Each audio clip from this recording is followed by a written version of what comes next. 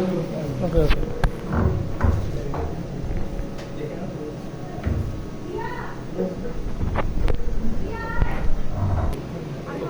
Okay. So I will show you the parts of the instrument, and then I will show you how to operate it. Now we have a big problem with the laser, so I've made it working a little bit, but it is not nearly working properly, but hopefully enough to show you how to make the system work. Okay, so flash photolysis system, we're looking at excited states, looking at triplet states usually. And to measure the triplet state, we need two light beams. We need a probe beam which shines through the sample, and then we excite the probe beam with a laser beam.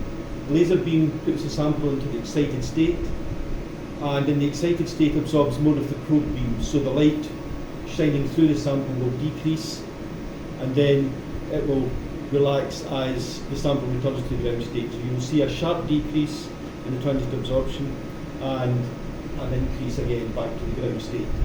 We can also measure fluorescence, and for the fluorescence measurement, we just measure the fluorescence. You will see an increase in fluorescence and the decay back down again. So first of all, I will show you all the parts of the instrument. So I'll start with the probe lamp. So this is a xenon lamp. We pulse this lamp, which is what this compartment is, the pulsar unit, and the light comes here to here, gets stuck here. We have a shutter here because there's a lot of ultraviolet light in here, and if this shines in the sample all of the time, then the sample will bleach. So we have the shutter closed, and then just before the experiment we open the shutter, and the light will shine through all the way through to here, and here it goes into a monochromator.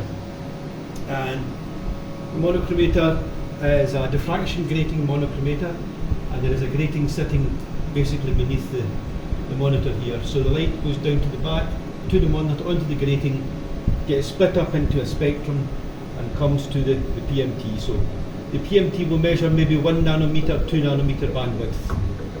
And the output of the PMT is a voltage which comes to the oscilloscope on this channel here, and you will see a voltage here, and then from the oscilloscope it goes to the computer, and you will see it in the software. So this takes place over maybe 10 milliseconds, and somewhere in the space of that 10 milliseconds we fire the laser. The laser is sitting at the back, and it goes to here. The laser height is brought up, laser beam comes to here. So the probe beam goes like that, and the laser beam goes like that. And this is called a cross beam geometry. So when the laser fires, the laser pulse is maybe 5 nanoseconds. So it's a very short pulse, very intense pulse, and you have to be careful with the laser. So that is the components. So what to do when we start the experiment? I have a standard sample here called ruthenium bipyridine. This is just always a useful sample to have if you do not think the equipment is working properly. You can use this sample and it will tell you whether this equipment is working. Right, so I'll put all the lids on.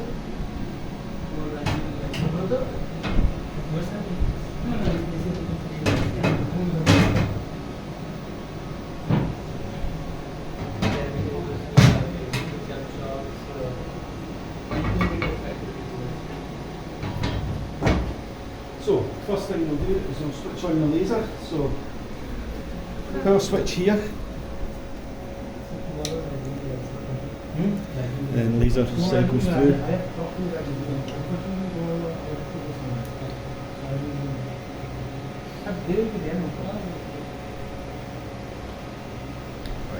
So get to this stage, then I turn this key switch, and then I press the laser.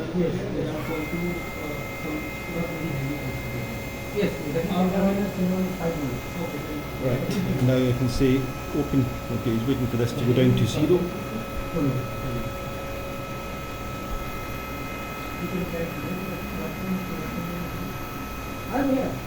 Okay, so now I switch on the software.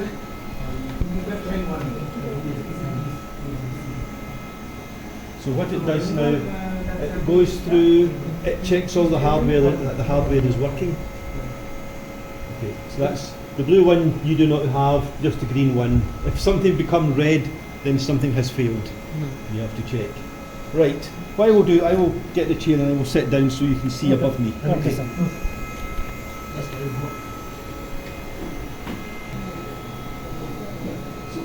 One other thing I will do now, I'm ready to start by pressing the green button. And you hear a click. So now the laser light, green button, can come. Green button. Okay, so first, to try. So we have, in your system, there's two buttons that you can use. One called kinetic emission, and that is only the laser.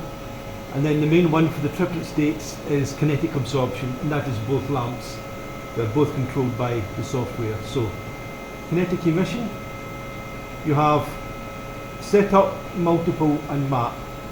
Setup, you have a new sample, and you just want to check what is the best experimental condition for your sample. So setup just repeats each measurement. No accumulation, no averaging. You can change the wavelength with the oscilloscope settings until you have a good sample. Multiple is after setup. Multiple will allow you to do averaging, which will improve the quality of the signal to noise ratio. And finally, you have the wavelength map, which allows you to make measurements at different wavelengths, and at the end you can create a spectrum from the data. Okay, so setup. Right, so 3 tabs. The first one is the controller. Normal operation will be laser timed, laser shutter timed. Then the monochromator wavelength. Now your sample, all samples will be different. For my sample, I'm going to look at the fluorescence or luminescence at 610 nanometers. Bandwidth, it helps to determine how intense the sample will be, just the amount of light reaching the sample. For the fluorescence, you can make that quite wide. For the transient absorption, you have to be a little more careful, and I will explain that later. Secondly, we have the control of this oscilloscope. So the two main things are how long you want to measure your sample for and how intense your sample is. So for your sample, you will choose which is most appropriate. And finally, backgrounds. This is just for noise. This is just to improve the quality of your sample. So noise background, you can have none. Zero baseline, just make sure that there's nothing before the sample. Laser noise, if the laser is being noisy or your emission or transient absorption is very, very weak, you can do laser noise, and again it can improve the quality of the signal a little bit. So what I'm going to do, just check all these. Take this to 400. What I usually recommend is when you start a new sample you have not used before, try 4000 nanoseconds, 400 millivolt. That's the starting point. So I'll start.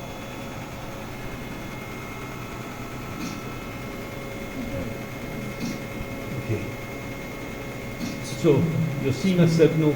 Normally, if the laser was working properly, this would be quite a lot larger, but this is what we have to work with. So you can see it's very small, so maybe I will make this 5 nanometers.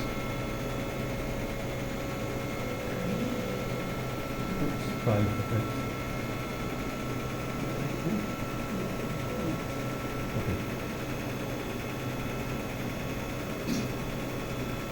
Okay, so now we have a larger signal. That's getting better. It's still quite small vertically, so maybe I can change the vertical scale.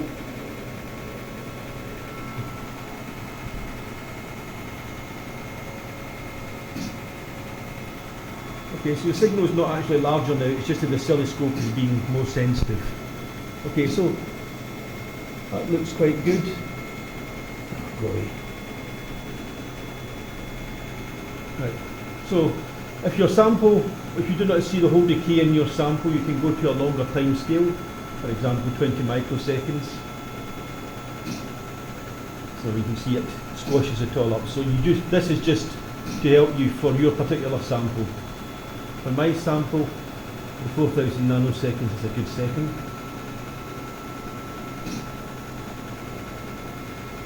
Okay. Right. So now I'm quite happy with that measurement. That looks quite good. So I want to improve it a little bit. I go to multiple. What we'd do here is maybe averages, maybe do 5 averages. Everything else, by the way, is all carries over from the setup measurement. It's all the same. So do 5 averages.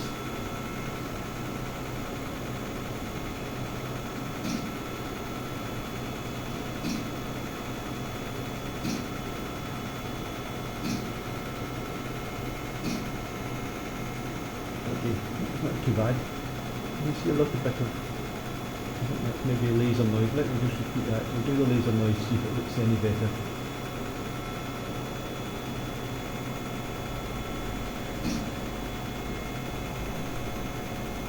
It takes a little longer doing it this way.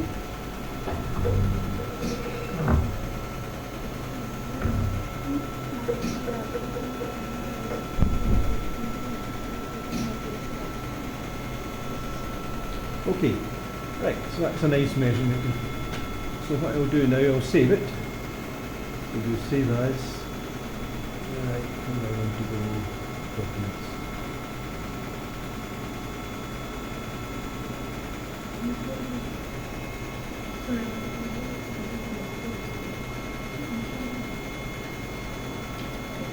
No, 20. Right.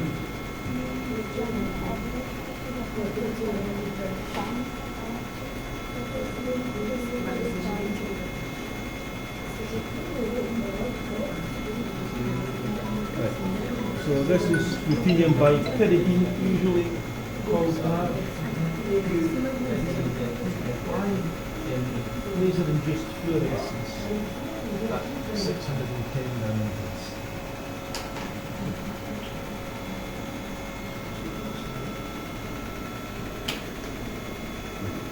Right. Okay, so I have my data. So 2 days' time, you want to come in and know what did I do with my data 2 days ago. So file, open,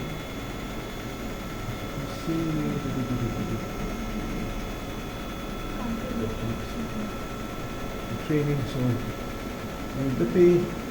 so you have the data, and along with the data, it is properties. So along with the actual data, a lot of the experimental information is saved. So this is your laser, what your laser was doing, and the probe, we're not using the probe at the moment, we will do shortly.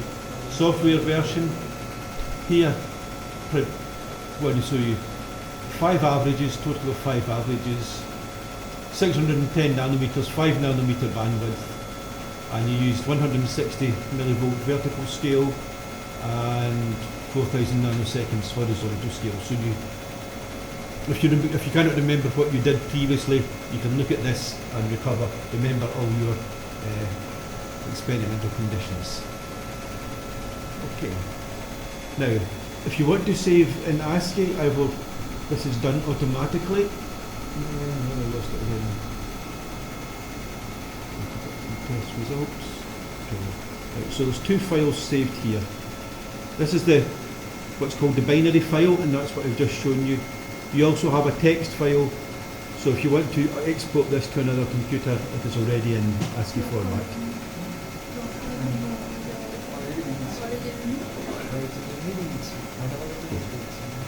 So the other thing you can do now, you can measure your decay time. So you do data, exponential fit, tail fit. To start the algorithm, you just guess, maybe 100 nanoseconds. And apply. Okay. And that's saying it's now 376 nanoseconds. So here you have a nice decay. The residuals are very flat. That's pretty good. Now, I don't know if anyone is familiar with fluorescence systems, but in fluorescence you have this measure called chi-squared, which is not particularly relevant here, so do not worry about this value. In fluorescence, if this was a fluorescence decay, chi-square should be between 1 and 1.3, but for transient absorption, with this, because we use the oscilloscope, the Poissonian statistics used in fluorescence are not valid, so do not worry about the chi-squared, just look at the goodness of fit and the residuals. These should be nice and random, as you can see here. If you see a pattern going like that, try doing a second lifetime. Okay. Now the other thing we can do, we can make a spectrum. So, wavelength map. Right, so here, I'll start at, it's 532, we'll start at 560 nanometers. Then we go to 700 nanometers. 10 nanometer step. Okay, bandwidth, so far I've been using 5 nanometers, so I will still use 5 nanometers. Step size, I'm going to do 10 nanometer step just to be quick. For good quality, 2 nanometer or 5 nanometer step will give you better spectra. And I'll maybe just do 3 averages. This tells me down here how many measurements I am doing, 45. Especially with the transient absorption, you can find yourself very quickly getting into several hundred measurements, and you have to be aware that this will take you a long time. So 45 is okay, that's going to be about 1.5 minutes.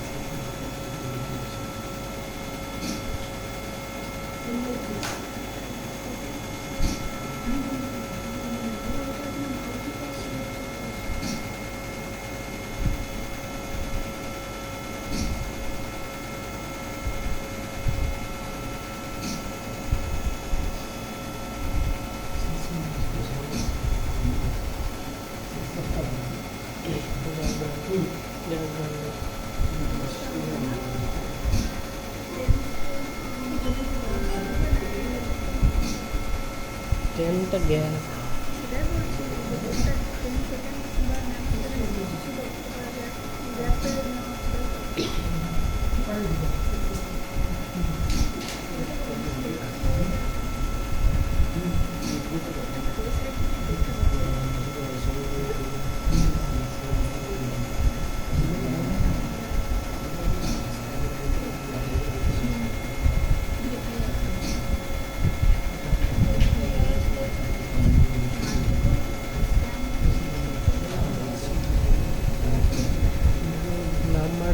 Average per step is 3. Yes.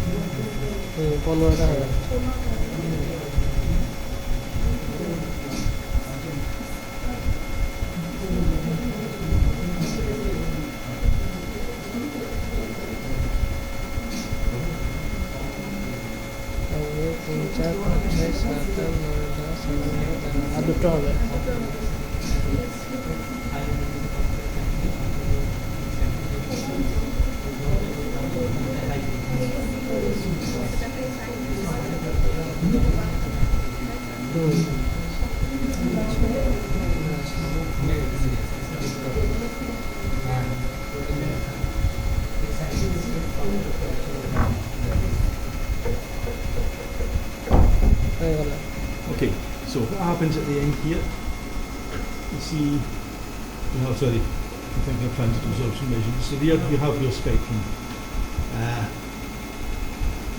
So I'll save it. Save as LPL.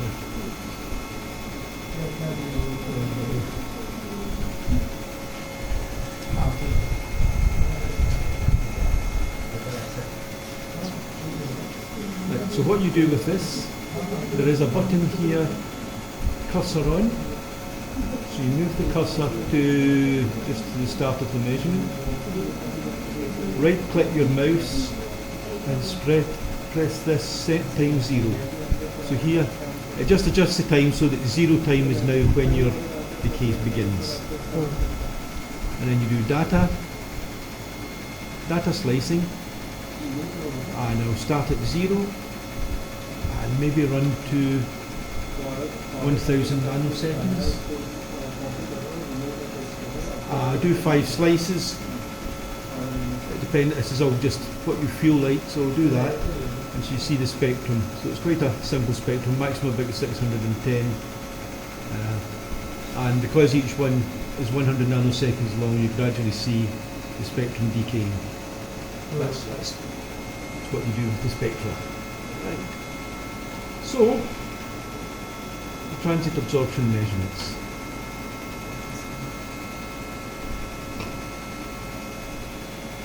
So, set up multiple and map as before. What you have this time is you have 2 extra boxes here, probe and probe shutter. So probe is normally pulsed unless you're measuring something very long like 20 milliseconds, because the pulse can't last as long as that. And the probe shutter is timed, so it opens so that you do not bleach, the UV light does not bleach the sample. In this case, for my sample, I'm going to measure at 370 nanometers. Your samples will be different. Oscilloscope, start at 4400. I'll probably do the laser noise, we'll see. So let me see if I can see anything.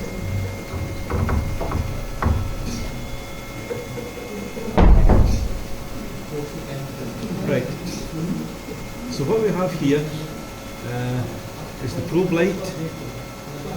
So the probe light is shining through the sample, and at this point the laser hits the sample. So the sample goes into an excited state, absorbs more of the probe light, and then gradually relaxes back to the ground state. And that's basically what you're measuring for the transient absorption. The triplet states. This is the triplet state decay. Right, so a couple of things you have to be careful with. I did not make the slit size as wide here, I left it at 2 nanometers because the maximum signal size is 650 millivolts. If you go above that, the PMT can start to saturate and become non-linear, so always make sure your signal is smaller than 650 millivolts, or it's scaled here 6.5 times 10 to the minus 1. I can maybe do a little bit more, maybe 2.5 I might be okay.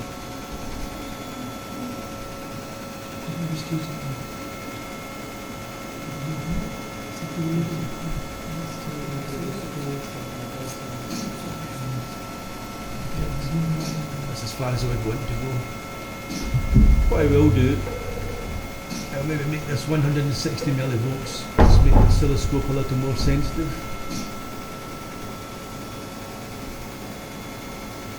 And then my 2.5 is getting too much.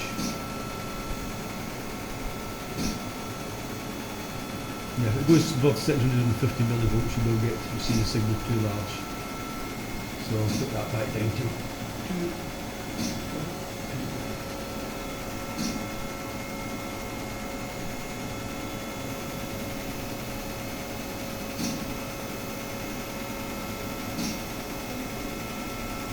Okay. So as before, you now have the signal that you want to see. Now, this part, multiple, we do 5 averages. Start.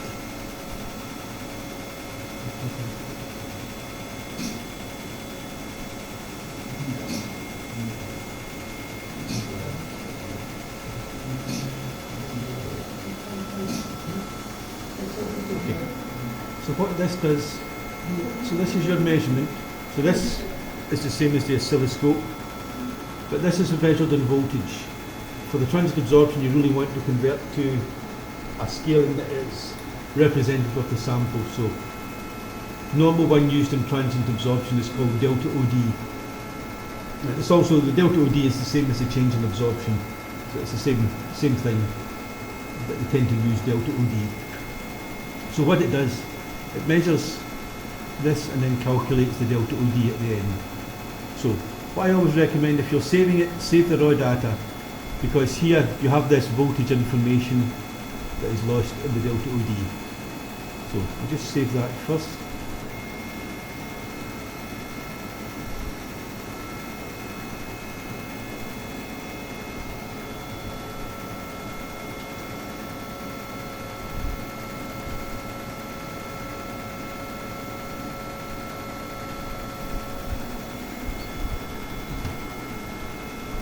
And we'll just show you how the delta OD calculation is made.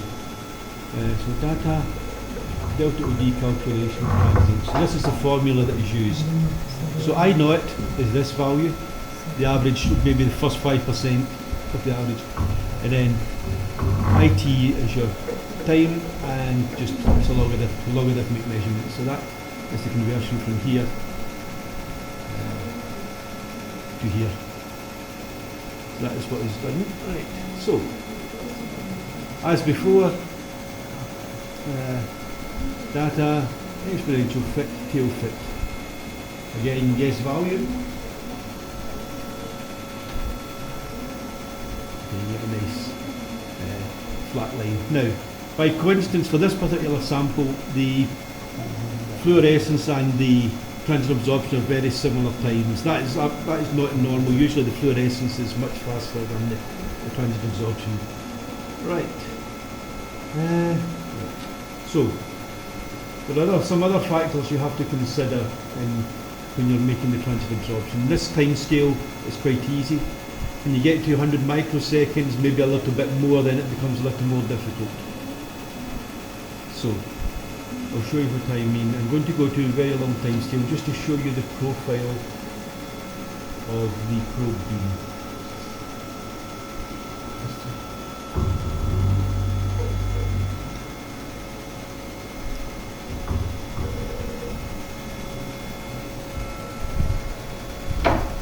This is not a measurement you would make, it's just to show you.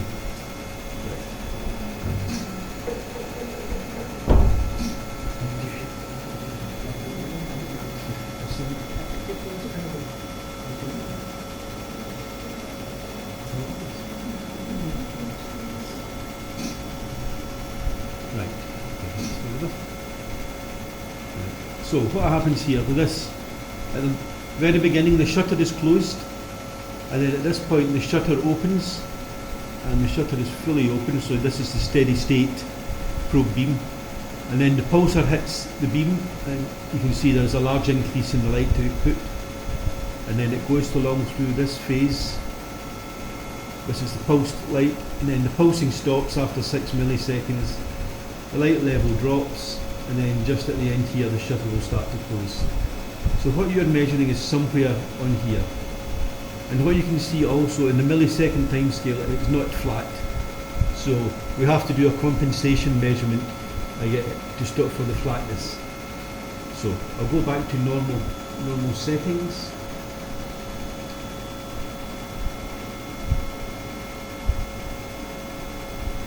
We'll do just to maybe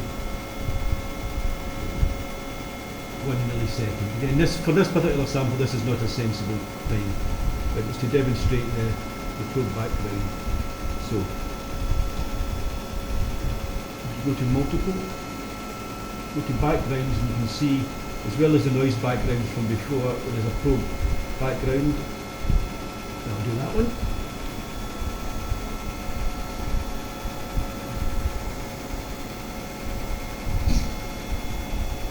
Oops.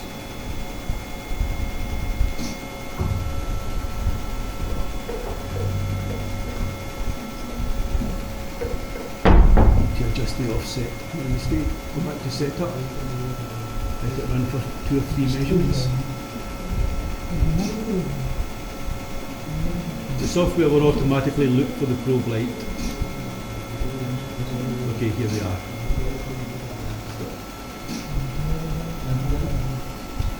Incidentally, that little spike is what we were looking at earlier. That's the transient absorption. Right, so if I do multiple, no probe light, sorry, no probe correction.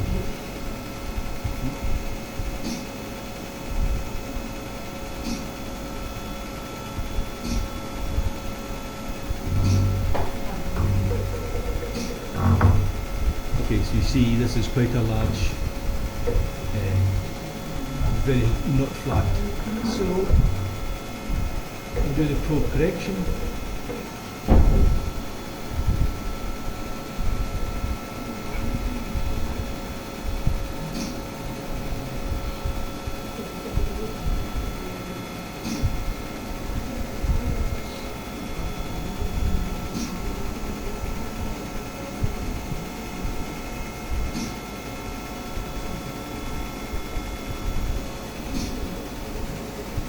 Okay, so now you see this has become flat.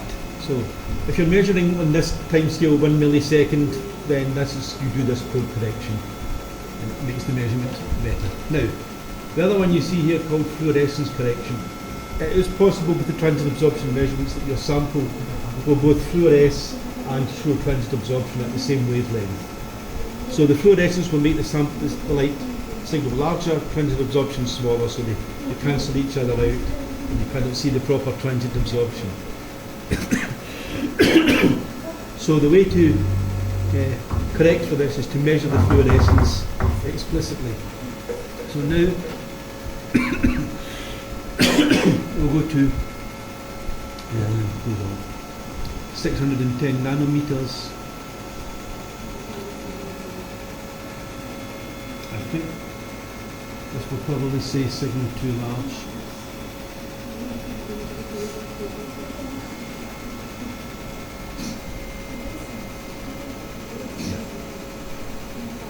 And the same scale right.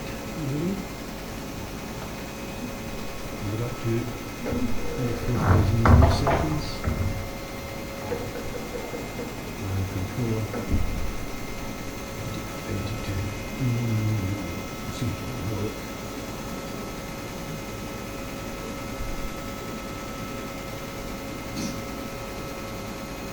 Okay, so let it go at that. Right. So, if I measure this with 5 averages, no corrections, make no corrections.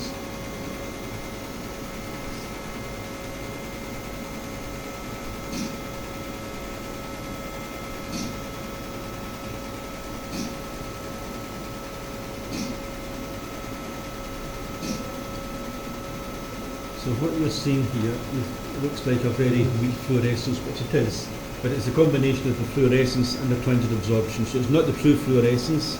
The true fluorescence you can measure just making a fluorescence measurement, but to get to the transient absorption, what you have to do is fluorescence background. Start.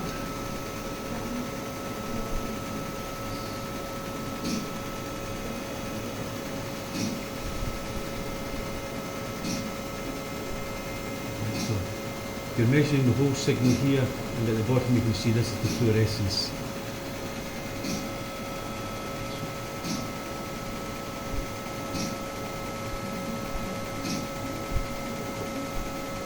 The 10, so you see, I'll show you that, the delta OD goes positive, so there is a weak transient absorption here, which the fluorescence was hiding. Okay, so that's. You can check. You can always check if your sample has fluorescence. You have to do this correction. If there's no fluorescence, then there's no need to do the fluorescence correction. Right. Last measurement is the transient absorption map. So this one is quite difficult, and it can be. The main reason is the probe beam changes intensity as you change wavelength. So you have to be careful that you do not go to somewhere that is going to be too intense. So I'm going to just test at 500 nanometers. That's where the probe light is quite intense. And start.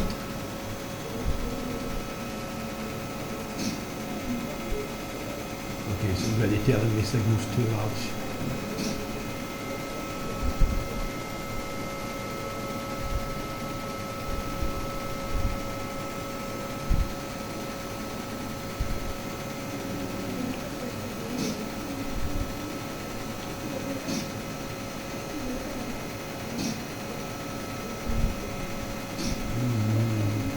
Maybe.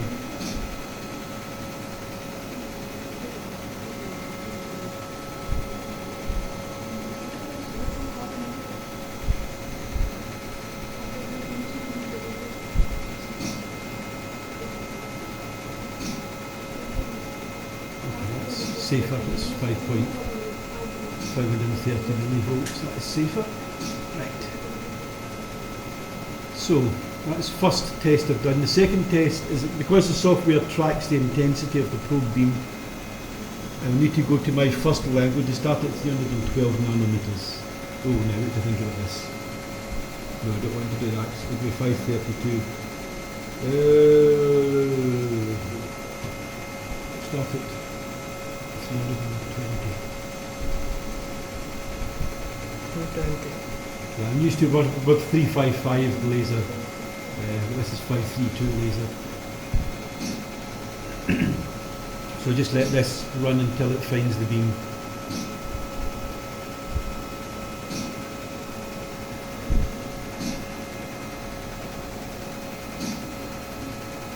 Okay, so that's the intensity. Now I'm going to do a couple of other things here. I'm just going to oscilloscope take this up to 400 millivolts. And the other thing, I'm going to run the laser a bit faster. So I go here to laser. So far I've been running this single 1 Hertz. I'm going to change to 5 Hertz. So it's basically this here system frequency is going to be 5. The other parameters here depend on your laser, and so you would not change them unless you change the laser. Right. So I say I'm going to go to mode 2. Okay. Right. So I'll just do a setup so you can hear what it sounds like.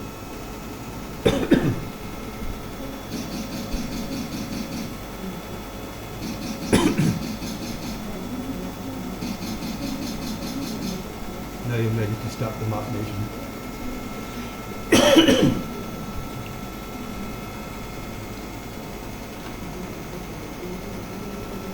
Start at 220. Stop at 700. Step 10. 1.3. Same as this one. Do step 5.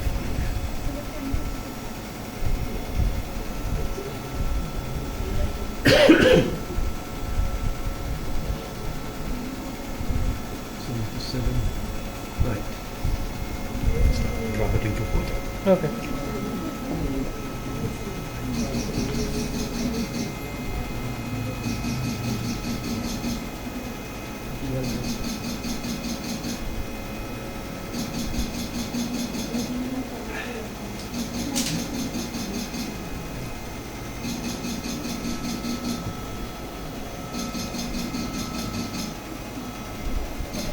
So what you're seeing here, this is the probe light intensity increasing with wavelength.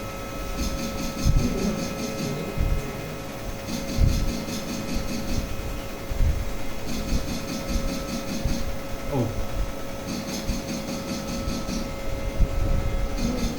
Yeah.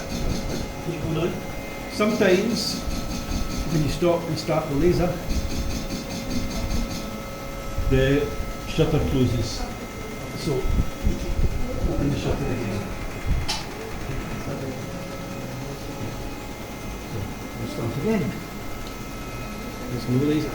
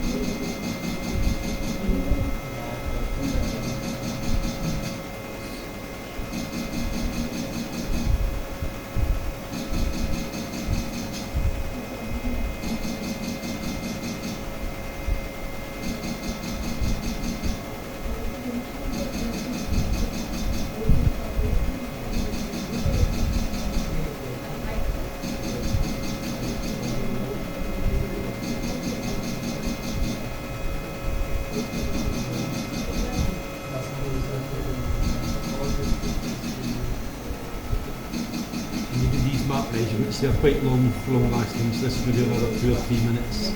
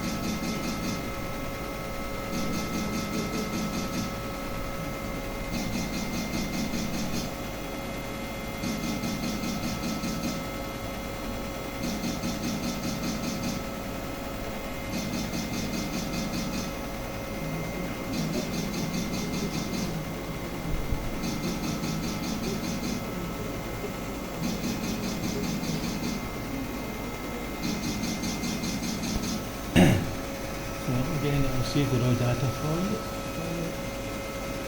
Save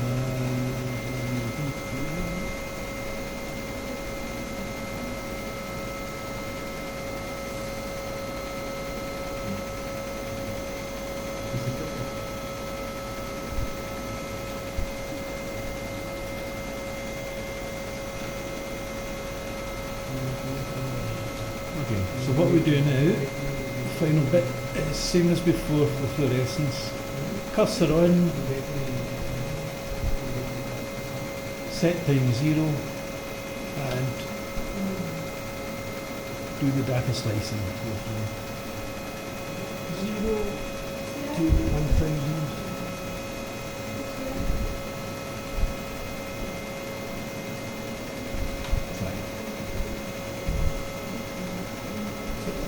The data slicing, okay, because it's a small signal it's a bit messy, so that I can smooth it a little bit, do a 3-point smooth. Right, so this is the transient absorption we were looking at 370. Here's a little bit of fluorescence, net fluorescence, which if I did the fluorescence correction this would be flatter.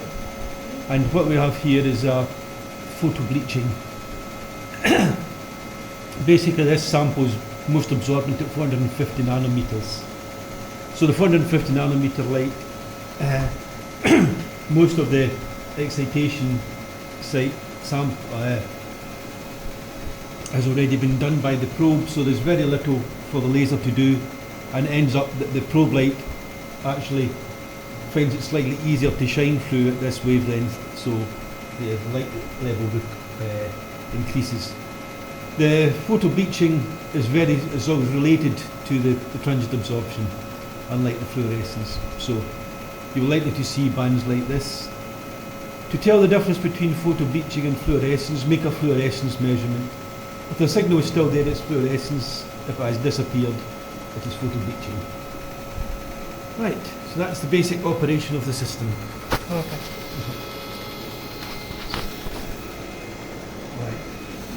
So what you do now is you get a sample, and then maybe your professor has a sample, and maybe do that tomorrow morning. Oh. Try his sample. Sample.